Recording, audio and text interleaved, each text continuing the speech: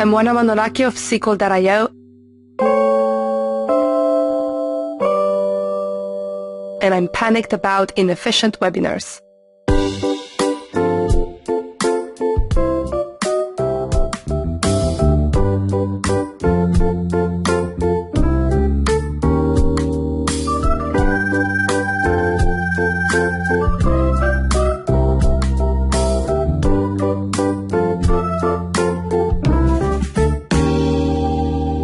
Jensen.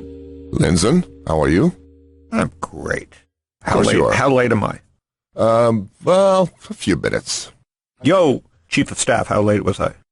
You're born like 10 minutes late, so. Look at the Chief of Staff with some attitude. I got that one from Canute, so. Ethan got promoted.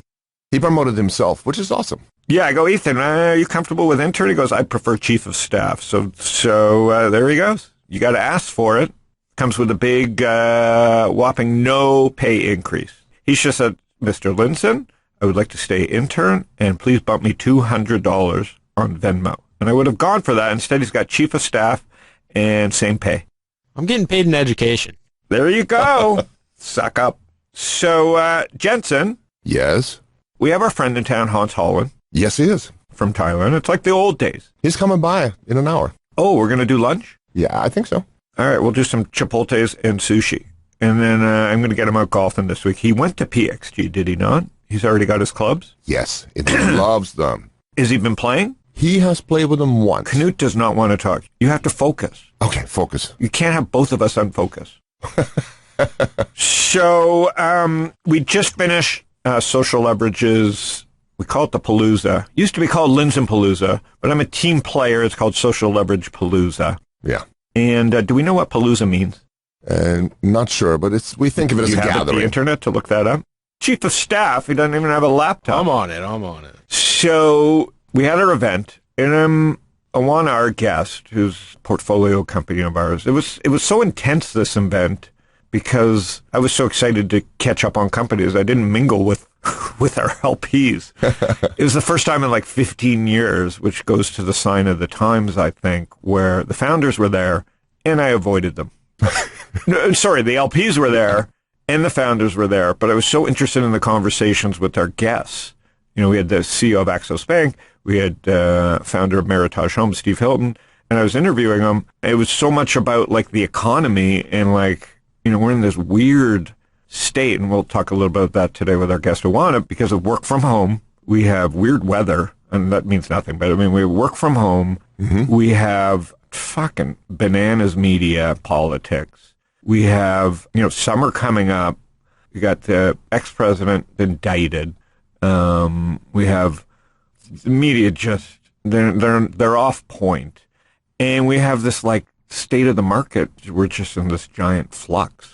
Right? Seems like a limbo right now. I call it limbo. I like that. I've been, you know, trying to think through this economy, and I've come up with, you know, the angry, degenerate, rich man economy, right? There's just this weird grouping of people that are zombieing through life. You got the degenerates, these kids who aren't degenerates, of course, but a lot of them, I'm labeling them that because they got their iPhone, they got Zoom and work, and TikTok, and, you know, no mentorship.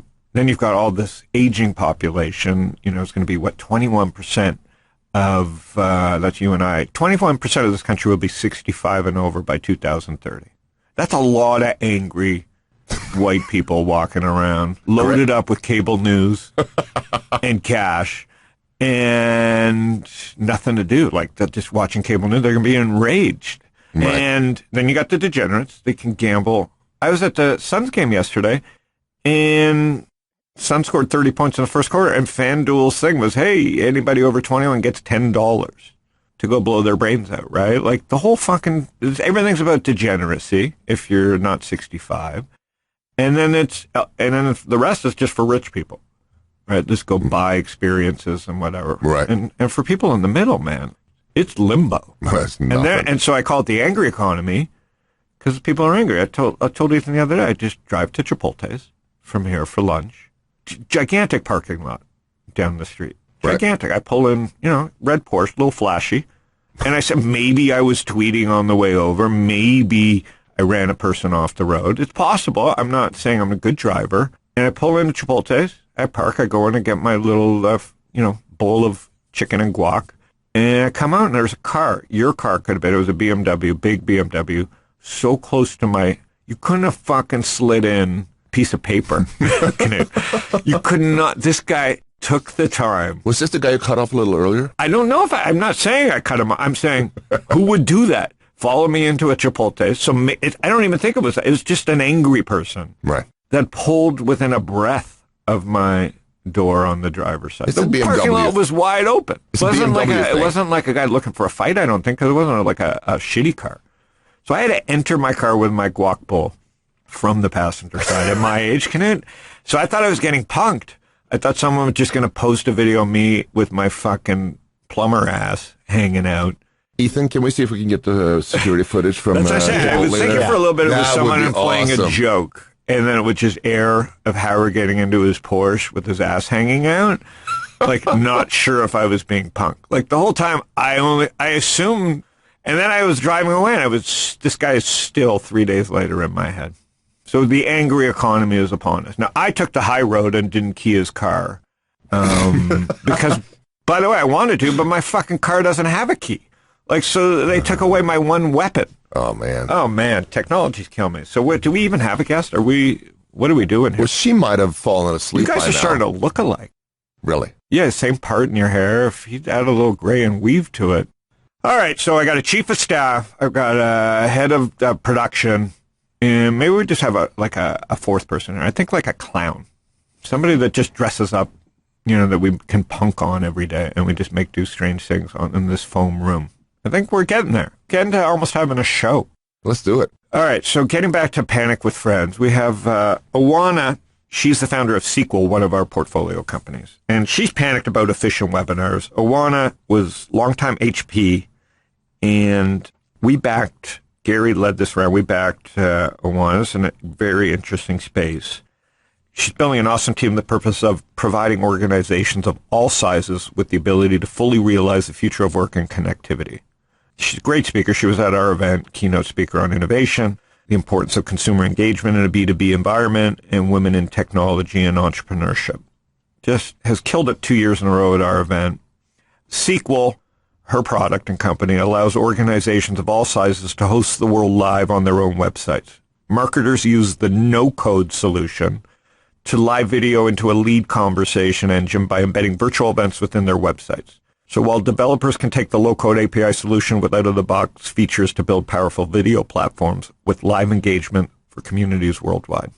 We used it, and it worked great at our social leverage event. Founders like it. We didn't have to broadcast it publicly. We'll let everybody opt in later if everybody signs off on it. But it really helps people run efficient, both live and online webinars. Sweet. And like I said, at HP, she was America's marketing strategy lead from 2016 to 2018. And before that, a country marketing manager, also in the United Kingdom for HP. And so I'm excited to have her on, right? Like we live in this Zoom economy, but there's other products out there. And let's just walk through how this all came to be. Let's get her on the phone. Sounds good. Oana, you're on. Hi, good to see you both.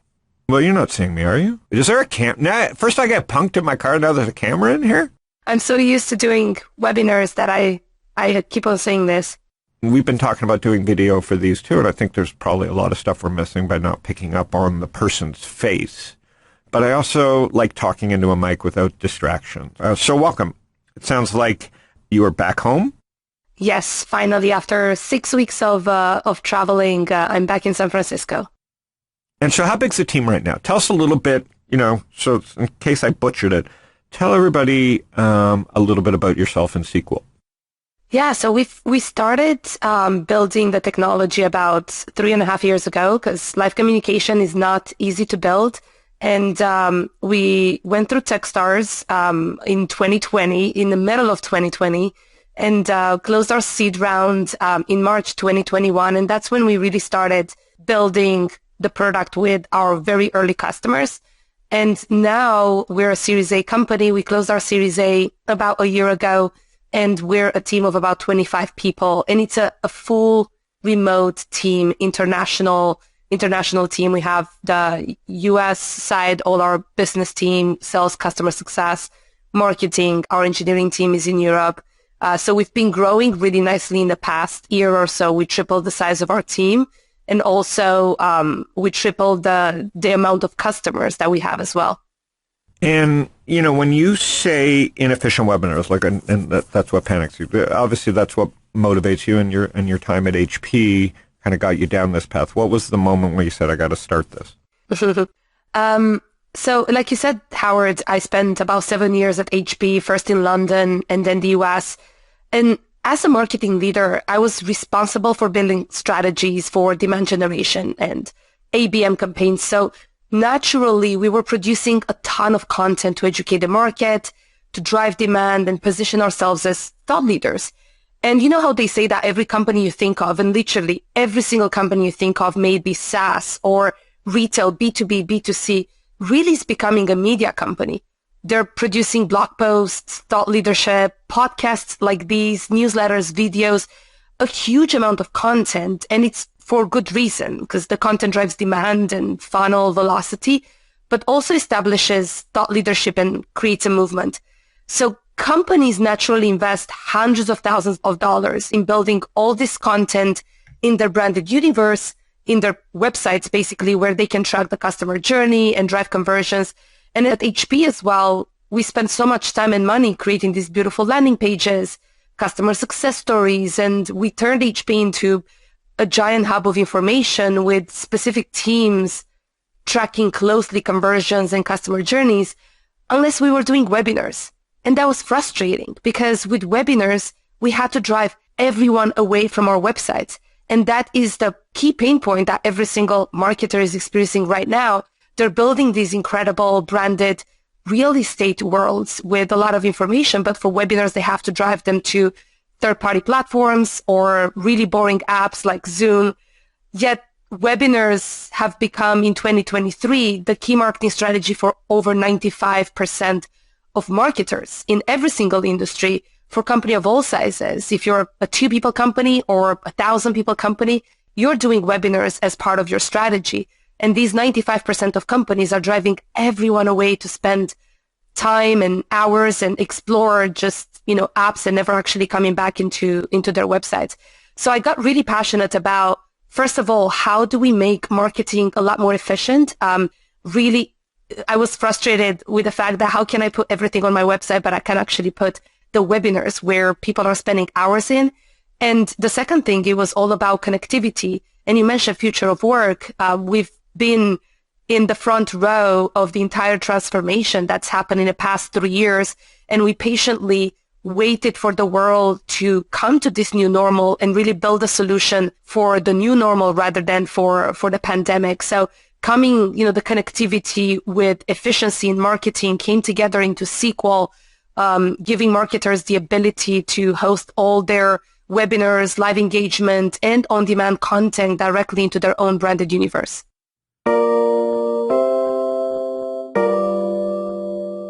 That is awesome. And so what are you seeing now that the world has reopened? So there was a lot of money, the VCs do what VCs do, and COVID happened. Where did COVID play into this again? Refresh me in the life of the company. Yeah, so it's really funny because we actually started building this in 2019. So 2 months before the pandemic, we started with hybrid technology, what right now is called hybrid. Back then, it didn't really have a name. It's we enabled organizations to live stream from in-person events because in-person events were very limited, and we all know why now, location and reach. And we started doing that 2 months before the pandemic. Our product was very, very early. We were mainly into kind of startup communities in Boston where I was living at the time. And then when the pandemic hit, a lot of platforms have started coming up at that point. And as a marketer, I knew that once the pandemic is over, there's no way that people will want to sit in front of a laptop for 4 days straight with 6 hours of trade shows and virtual conferences, that the new world is going to look slightly different. So instead of us, being part of that wave of ridiculous valuations and kind of building a platform that just services the pandemic, we decided to actually focus a lot on building the product with our key early customers and really started speaking to a lot of CMOs and understanding how they're thinking about what the new normal looks like. So for about 18 months during the pandemic, we actually were doubling down on product building and product development, and that actually paid off. Now we have 100 plus advisors, CMO advisors that we're working with very closely.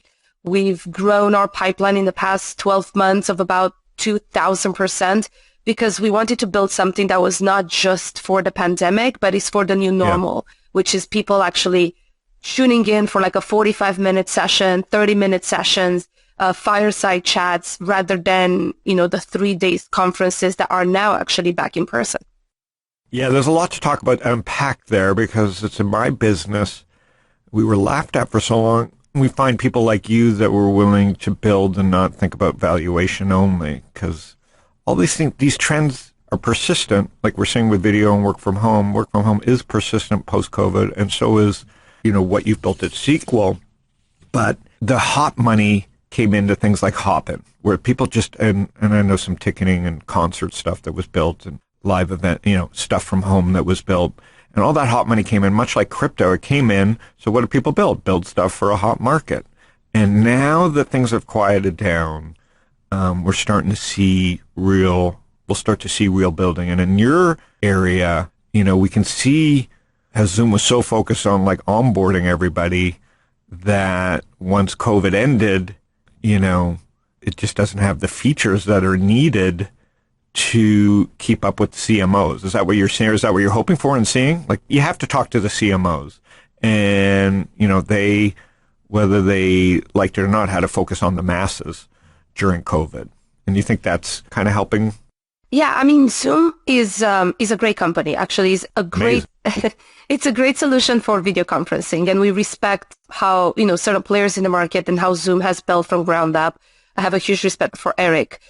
Yet the reason why there were so many successful platforms, even for a specific amount of time, or as we're seeing in our industry now for like a longer kind of time in the future, the reason that happened is because Zoom obviously cannot do everything and is not focused on everything. They're doing video conferencing, and that's fine. But when it comes to actual webinars, when it comes to marketing specifically, we wanted to build something for marketers, not something that is built for, kind of weddings and everyone kind of getting together one-to-one.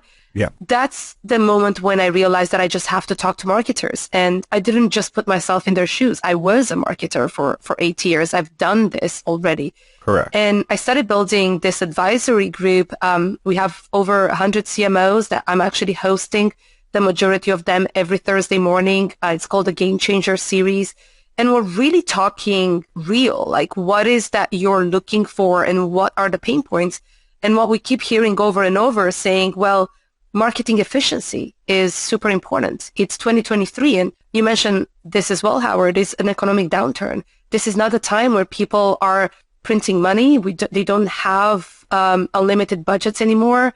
The teams, unfortunately, have been cut sometimes in half, if not even more. Mm-hmm. The budgets have been cut massively. So marketers right now are more going into efficiency. They're not spending a lot of money in ads, and they're looking, what can we do with the budget that we have, with the assets that we have, to get more dollars out of what we're putting in? And the one thing they obviously can't cancel is their website. So they started focusing a lot more back to their website, their conversion in there. How can they activate the assets that they have so that they're better at tracking, they're better at identifying intent within their leads instead of just, capturing everyone and anyone, and focusing the teams on what really moves the needle. And so what's the perfect size customer for your time, like what you're actively hunting in the product? What's a perfect size company, I guess?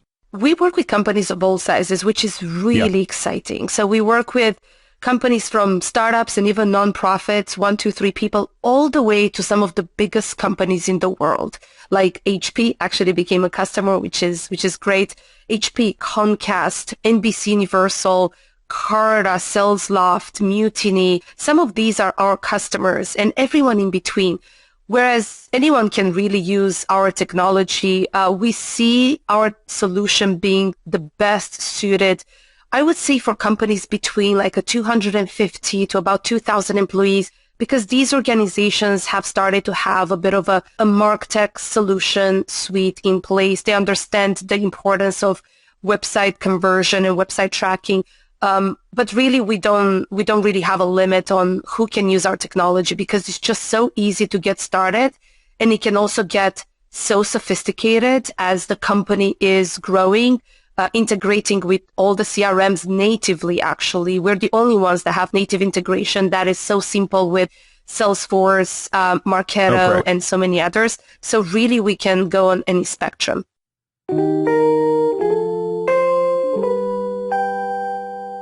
I love the idea of the Game Changer series. So I guess it's open to any CMO. How does like a CMO reach out and get involved in the Game Changer series? It went pretty viral, I have to say. So we started this around November time, where I went out for lunch with an incredible CMO here in the Valley, and we were chatting about all these changes that are happening in the team, and she was mentioning about how excited actually she is to see marketing doubling down on efficiency. And I'm like, let's just do a session, because I'm sure that a lot of other marketers and CMOs are looking at the same thing. So it really started with that in-person discussion. We took it online. We got an incredible response from it. And then before we knew it, people were reaching out to us. Our guests were recommending other guests.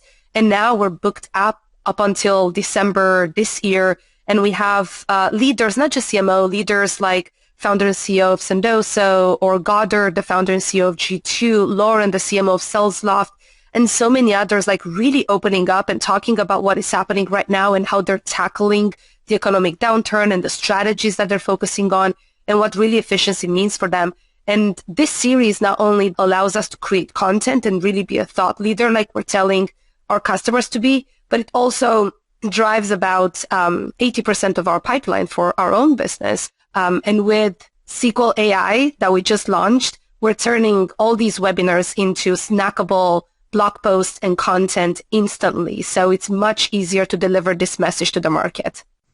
AI obviously is a buzzword, at least at our event. Everybody threw the word out. How do you think about AI? Like, what is the aha moment for marketers and video that you see? Yeah, AI, I think it can bring an immense opportunity to companies, as long as you're building AI with your customer in mind, that you're not just adding AI to your product because it's sexy and it's cool and it's trendy. And funnily enough, we started thinking about AI a couple of years ago and what that would mean for SQL. And what we did, we launched SQL AI a couple of weeks ago that turns literally any webinar that you're doing instantly into on-demand content and SEO optimized blog post with recommended social media posts. So what in the past you would have a writer or content writer, either in the team or a freelancer, to spend hours, like sometimes we quantified for a kind of a medium-sized company, would be 24 to 48 hours a month, spending just writing the content, taking the transcripts, downloading that, and only 2, 3, 4 weeks later being able to give this to the market. Right now, you can do it in under 5 minutes. And it's really powerful. We were early adopters with GPT-4, so we got into the product before it was a thing, and we built with them. And we really wanted to make sure that this is kind of a value to our customers. Wow, amazing. Ethan, you had I think you had one question. Yeah, I was curious. You're obviously selling to some big enterprise names that you mentioned. I was wondering how you go about building out a sales team, and also sales. Obviously, they rely on each other, on a sales floor. So when it's all remote, how are you thinking about that, and what are you seeing there? That's a really good question. So in terms of our sales process, right now we're selling directly to companies, building relationships with their marketing teams and their CMOs and really understanding their pain points. And at this point, we have a huge amount of data on what marketers are really looking for, especially demand gen leaders. So right now, you still have to book a demo with our team to take you through the technology because there's just so much to show. Yeah. In a few weeks, we're opening up for self-serve, which means that any marketer in the world can just start with an account, can explore the 2-week trial with everything that SQL has to offer, and get started with their first webinars for free before they even make a decision to purchase. And we've been growing ourselves massively in the past 12 months. And as a result, we actually just brought on board a VP of revenue, a sales and customer success leader, Peter von Burchard. He was a VP of sales at Wistia for the past 7 years and really grew Wistia 7 or 8x. Impressive track record. So he just came on board to optimize our sales team and allow our company to grow in a more efficient way. And building a remote sales culture is not easy, but I think that it's all about finding the right people who are, ready to grind and ready to share information in an async way. And we get together at trade shows and team get-togethers to really build that culture.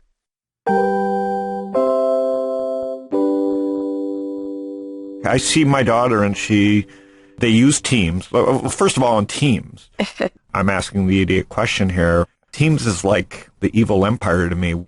How do you look at them? Yeah, Teams is exactly like Zoom. If you are to think about it, it's still an app that you have on your computer. Teams, we come across it mostly in like large enterprises because they have those massive contracts with Microsoft. It's, again, good for video conferencing, but at the end of the day, if you're a CMO, you're still sending all your customers and prospects to a Teams app. They would never come to your website. You have no idea how much they engage. Correct. You don't know what they're doing next. You have no way of getting them to convert to take a high value action, maybe subscribe or book a demo. So it's exactly like any other application out there. And as a matter of fact, our CTO has worked at Microsoft for about 8 years before he built SQL. So he has a lot of experience and understanding on kind of how Teams was built. And while it's a great app for enterprise companies, it's still not solving the pain point for marketers. And I mean, that you just laid out, I just needed that laid out so people understand how we think as angel investors. People are like, why are you investing in video? There's Zoom and Microsoft Teams. And it's like, yes, there is. That's the opportunity, because they're going to have to eventually fill in these holes because they're going to want to control what these companies are doing on their website. Not to speculate about acquirers potentially as you grow, but like that's how markets work. Everybody kind of is looking and thinking the problem's solved, and nothing's getting solved because everybody's just using one feature. It's kind of like our brain, right? Like there's so much potential, and we just, me and Knut just stare at each other and do podcasts, and we could be doing so much more. Sorry, I drifted there. Oh, I just woke up. Sorry. Yeah, I just wanted to call you out there. Ethan's paying more attention. So good question, Ethan, and your hair looks good today. So what are you seeing internally as the biggest problem of remote work? I think that we're all learning from each other. We can spend endless amount of hours looking into white papers, looking into what experts are saying. But I think that ultimately it's all about getting together with your team, all about like sitting down, understanding how they're working, what they need. We just came out of a team offsite that we hosted in Scottsdale, actually. And we literally asked our team and understanding how they work together. And it's all about building an environment for teams to be efficient as they're working remotely. As a leader, I'm focusing a lot more on output, on their performance rather than what they're doing every single minute of their day. I think it kind of builds a lot of trust, and combined with some in-person activities, really builds that strong foundation for a team culture. And I think that's the case for marketers as well. And in business, like you and I right now, we're talking remotely, and I've built so many great relationships with customers over video, and we use SQL, of course, for that. But at the same time, meeting in person, sitting down for lunch, going for a drink, really solidifies that relationship. And that's basically what we're seeing as an impact with SQL as well. Like people are using SQL for all the webinars, But then there's in-person conferences that we're at as well, where you kind of build a foundation for those relationships that you've built with a global audience. That is cool.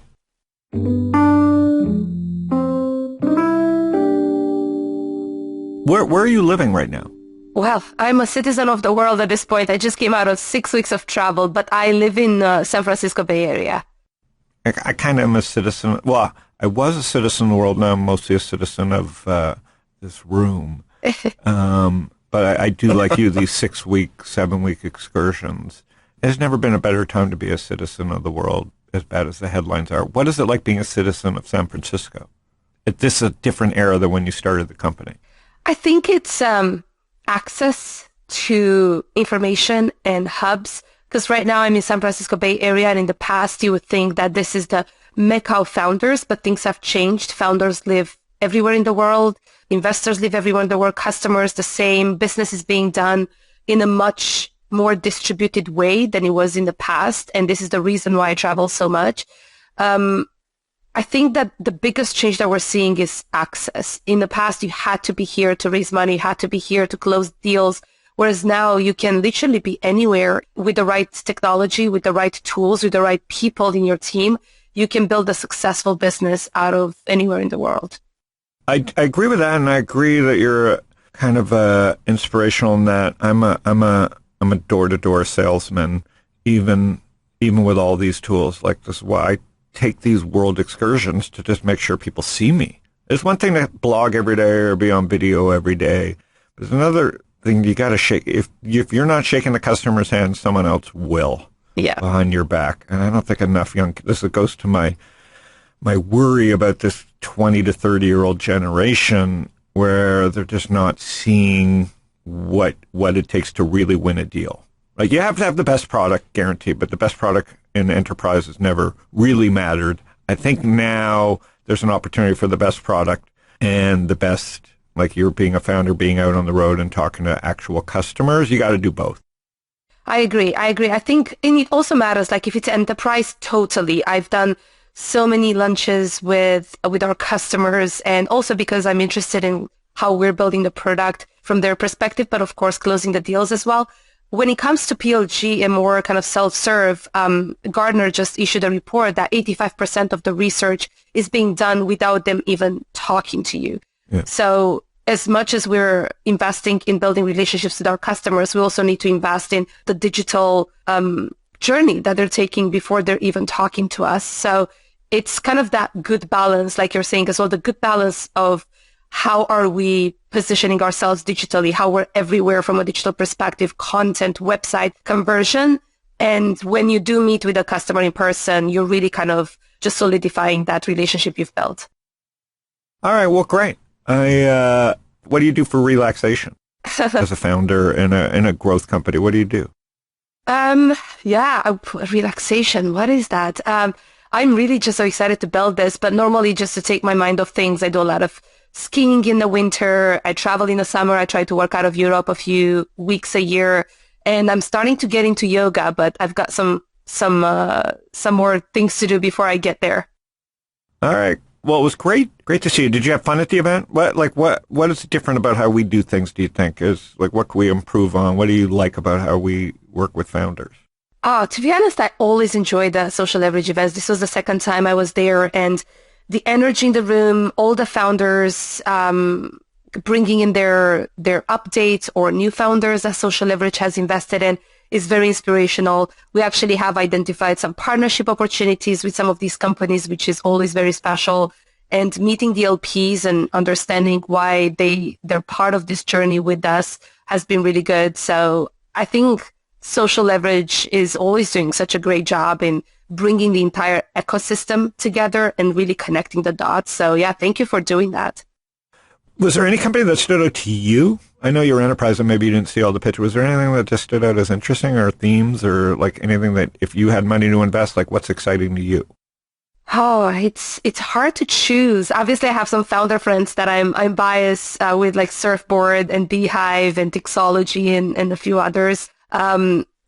It's again like a little bit biased on the content side of things. Beehive, I think, is doing a great job when it comes to like newsletters. So that's that's something that, again, a lot of marketers are looking into. So it's a growing market, as well as Surfboard with their ability to manage, kind of making it easier to manage board meetings, because we've been having that challenge for quite some time as well, making sure that we're making the most out of our boards and investors. But honestly, I think there's a lot of really interesting companies that Social Leverage has invested in, that it's very hard to choose which one is the greatest.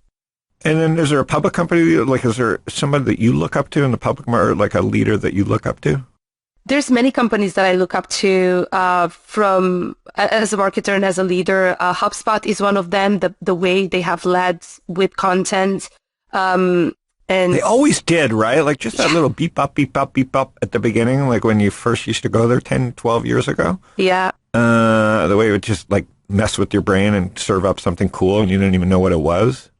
I love the fact that they actually did something really cool in what used to be like a more traditional market. Like CRMs were big, were huge, right? You had like Salesforce, you have Dynamics, like these humongous companies that have set the norm. And then HubSpot comes in a very non-conventional way. They led with content and kind of educating people rather than, hey, this feature is better than that feature. And I think that's really inspirational on how to really build a good company culture, as well as kind of a good go-to-market strategy. So I really look up to them. And then, of course, like the PLG companies of the world, like Slack and Figma, have been really inspirational on how they build product, and that in product virality that we're also looking to build as well through our self-serve motion in the next few weeks.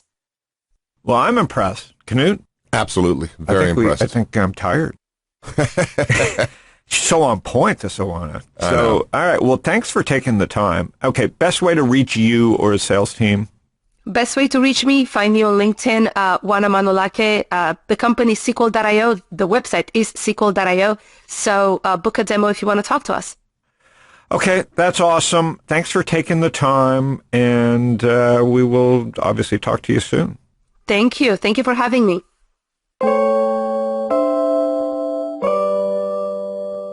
Knut. Howard, she is a powerhouse. Whose show is this? I was going to say that. Chief of Staff, what do you think? She's killing it. She's a tough lady. Yeah. Tough and nice at the same time. Good combo. I sensed an accent. Is that just me, or is he? I'm not sure, but I think it's a Romanian. Oh, I thought it was more like Alabama.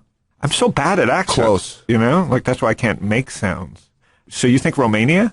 I think so. I talk to Ivan every week. I didn't even know he was Bulgarian.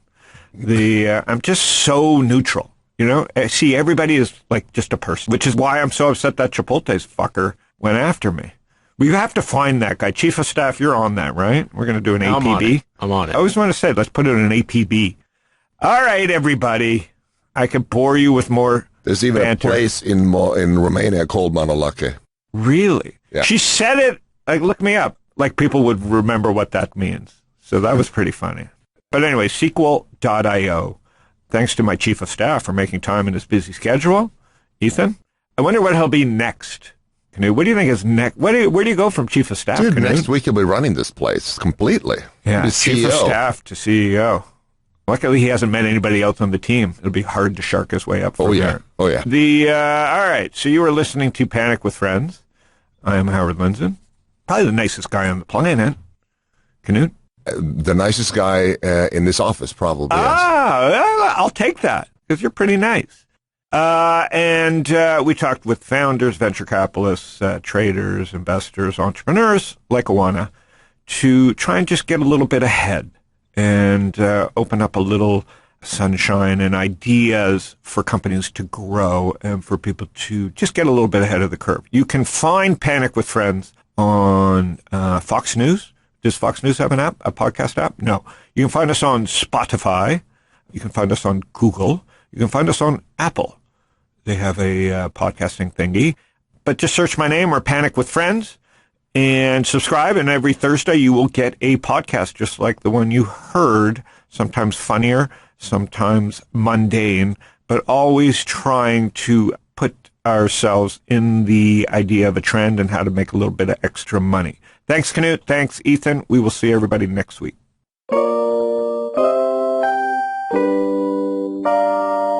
Howard Lindzon is the founder and general partner at Social Leverage. All opinions expressed by Howard and podcast guests are solely their own opinions and do not reflect the opinion of Social Leverage or StockTwits. This podcast is for informational purposes only and should not be relied upon for decisions. Guests may maintain positions in securities discussed in this podcast.